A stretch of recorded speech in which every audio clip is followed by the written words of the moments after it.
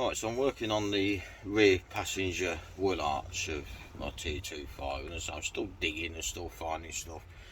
Wheel arch is definitely worse than I thought it were. I'll just show you. I've done just a small bit of grinding, and as you can see, it's a pretty bad mess. Of course, I've got the hole there as well. It's all fine on that side. Look at that. We're all fine on the back end. So the plan is concentrate on this bit first. Cut this out as far back as the rust is, all the way along and down. Now, if the rust looks like it's going further back on the main sash, which is what this is, this all needs cleaning up and really good grinding and treatment, and so to hopefully protect it. But yeah, anyway, that's all going to be cleaned up. This is all going to be cut out up to here, and we'll also cut all this bit out. We're going to whack it around because all the screwdrivers chips no more soft like it is there, and weld another plate into there. So yeah, I've got a bit of fun and games with this bit, and then we've got a little bit on the top there which is pretty straightforward. This I'll grind back to where I'm not seeing any more rust or dimples in the metal. Obviously cut it out and welding a new plate into there. I'm still digging and still finding more. So yeah, it's a new inner arch, and I'm not going to drive his van, so this is done now, unfortunately. Right, so I've done some cutting out and a bit more digging, and I found out it's all gone round here. So as far as I'm concerned, the arch is too far gone to be salvaged, and to be fair, it would be a lot better to remove that. I'm about to clean up all this sachet, remove all this old sheet metal that's actually on here, which is what you can see that's rusted and stuck on there. So we can get all that off, cleaned up, and have this all looking new again, and remove the concept of it possibly rusting any further. Now, I've personally never removed one of these, so I'm going to take my time. I can see there's a spot welds along here. I presume it's obviously going to need cutting off at the bottom here, and I'm going to have to order a new inner arch. And the likelihood is on the other side here, it's got a patch there. They seem to have done a lot of bodge jobs on here, which I'm obviously going to have to take care of, so that's going to be done as well. So yes, on to the next bit. Right, so as it stands, I'm drilling out the spot welds, which are these here. Obviously when I get the new arch, hopefully the holes are in the new arch will line up with this, and I just fill it back in with a weld. If you've not seen a spot welds drill bit, this is basically, I don't know if you're going to zoom in, there we go, that's basically a spot weld. There's a little spring loaded bit here, and what you do is have a hole punch right in the middle of the spot weld. Make yourself a little hole in the middle of it, then you bring your tool in and you just drill your little spot welds. I can't do this one-handed, I think you get the idea. And the one I'm actually using is a Clark, and it comes with about 11 quid, something silly like that. But it comes with spare bits in it and extra points as well if the point wears out. They do last quite a while, so they are worth the money. But yeah, that's where I'm going at the minute, and then I'm going to have to work out how it disattaches at the bottom here. I'm going to presume it's grounded out at the moment, but we'll see as we go. Alright, so me and my partner have been on to just about every single VW place we can think of, and we cannot find these arches anywhere, and when we phone them up they don't seem to know anywhere where to actually supply them. From what I gather, most of them end up rusting out and end up being patched. So unfortunately this is what I'm going to have to do, is patch it, which is just as good really, just doesn't look as nice. So this has all been cleaned up as much as I can. Whoever's been welding this down in the past, we've got it all over here, so I've knocked as much of this off as I can. It's been treated, it's going to have a few more coats of treat, and then it's going to have a paint as well to protect it, and some sort of, maybe some stone trip on there as well. So try and preserve that as best I can. And all the way around there, got a little bit more just cleaning up to do, and then I've got that to cut out as well, and I'm going to start doing a bit of welding then. Alright, so we're ready for the first bit of welding, and what I've done first, a bit of a carling box. I made a template of it to fit in there nicely, and of course then I've transferred that to a piece of sheet metal so that matches up, so that'll go straight into there. I don't know which way around it was. That'll go straight into there. I'll just tack it in to start off with, and then weld it all up. And so I'm not using anything special as a welder. MIG 250. I used it on my VW T25. It's been absolutely brilliant. I don't use gas. I use the gas wire rather than the gas bottle. Suits me. May not suit other people, but I don't find it that difficult myself.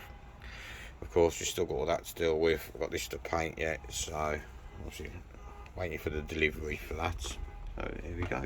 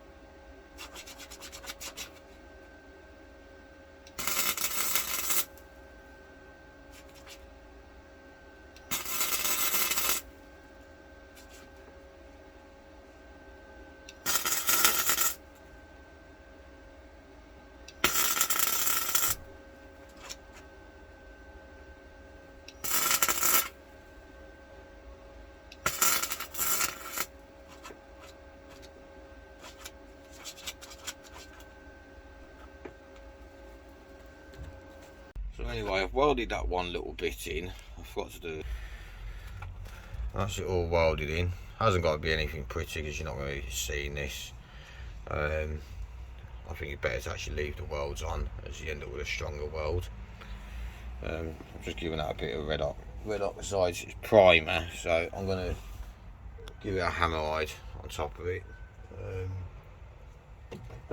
And then I've got some of this. I've never used this. I'm not a fan of Halfords, but that was the closest place to me.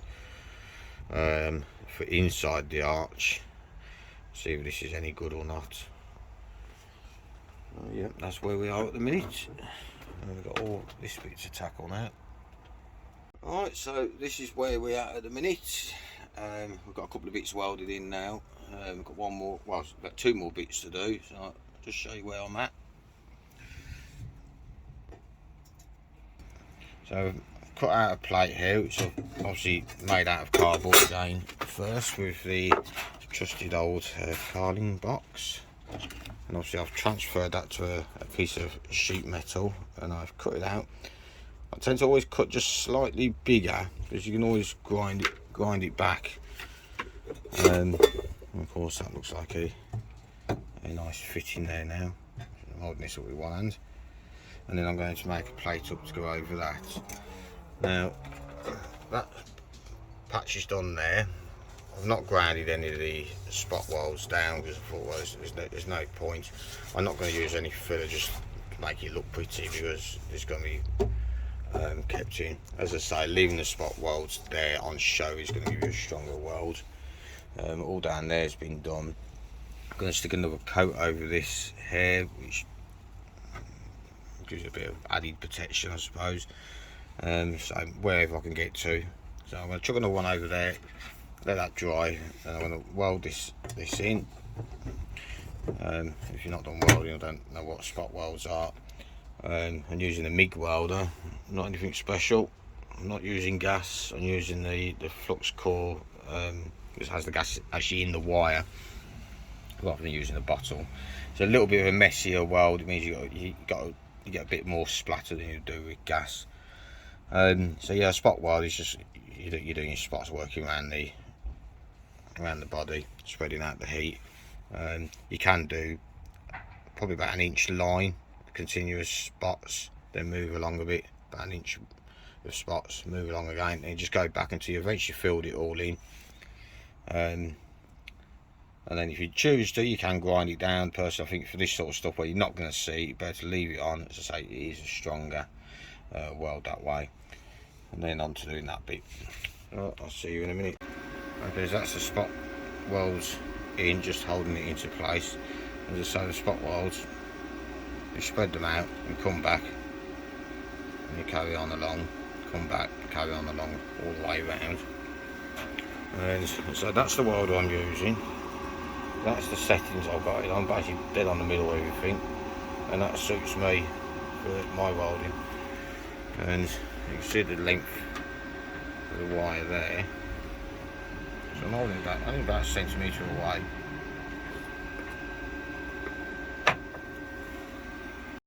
Alright, so I'm on a little bit of a pause as I've run out of welding wire, so I'll go and get some more. But I thought I'll give this a bit of a clean up while I was at it. Unfortunately, the glue from this, bear this in mind if you ever put this in your vans, you want to remove it.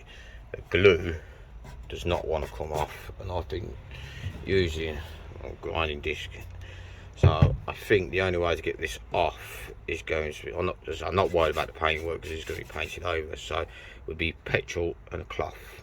Obviously make sure you get your doors open if you're going to do that route. Obviously no naked flames or anything like that.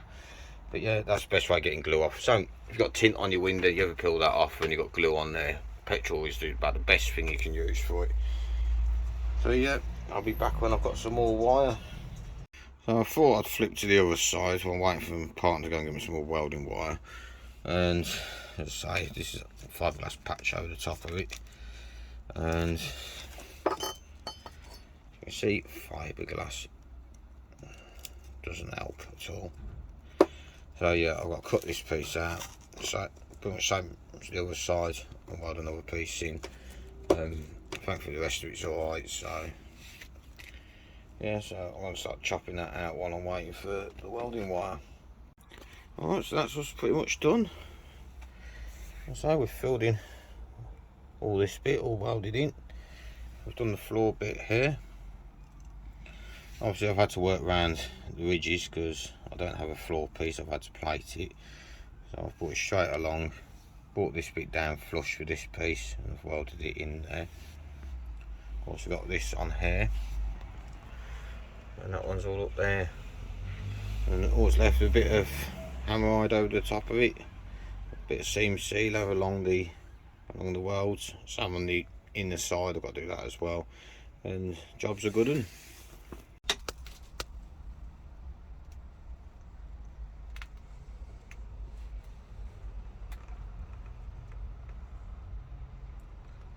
And so I'd probably use a a matte rather than a gloss, but just happens to be what I got. So that's it, all finished.